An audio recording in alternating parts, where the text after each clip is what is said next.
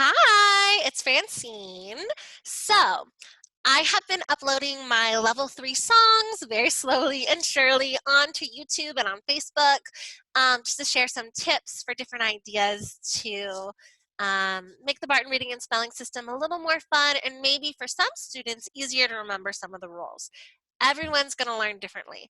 When I'm looking at these videos, I'm noticing that I'm pretty stiff and uncomfortable videoing myself, which I am.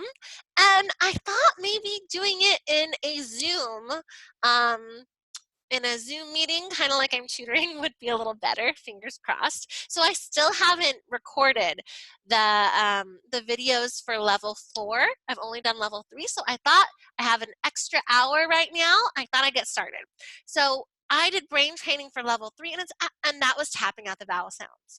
Well, brain training for level 4 is a little different because we have new syllable types. We're going to have open syllables. We're going to have closed syllables. We're going to have unit syllables, and we're going to have vowel teams all in level 4. That's wild.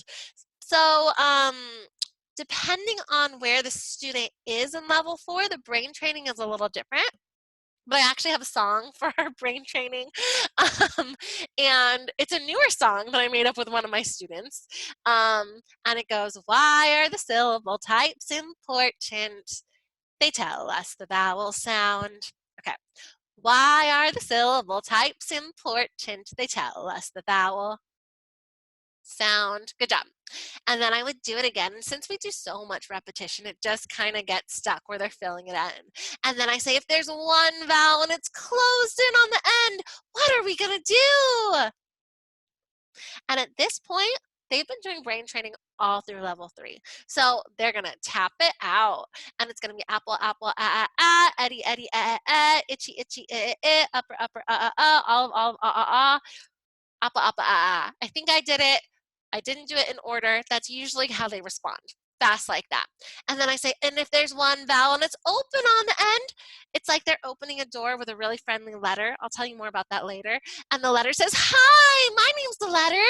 And they'll say A-E-I-O. The only tricky one is U, and it says, "Ooh, look at you," because you can make 2 sounds, ooh or you. We will do this again later. Sometimes, so I'll say, okay, so we've got closed syllables. We've got open syllables. What else do we have? Unit syllables, 3 letters at the end of a word that make an unusual sound. And then usually I have them read them off the tiles. So we have them, we have them right over here, these beautiful red tiles.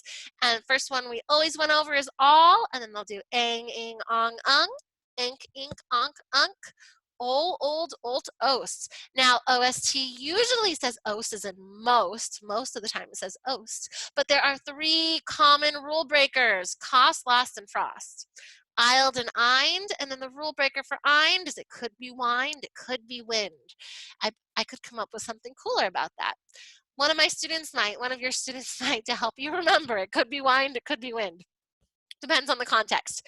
Also, rule breaker for all is doll, and we usually say you wouldn't think the doll would break the rules or something like that, but it does.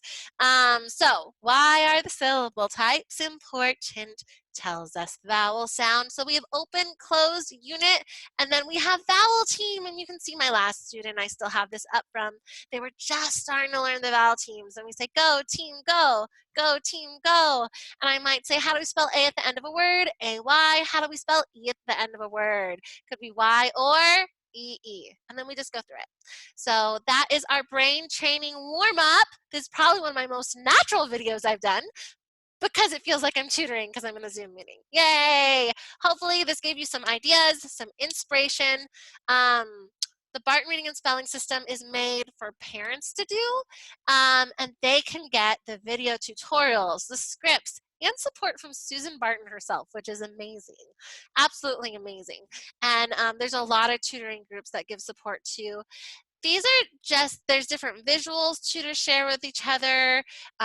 There's different worksheets, there's games. These are some ideas with songs and chants. I highly recommend infusing your own personality and inviting your students to kind of explore how they learn best so they can come up with their own things. So, and use mine. You're very welcome to use mine or ask any questions you may have. All right, guys, have fun learning. Bye.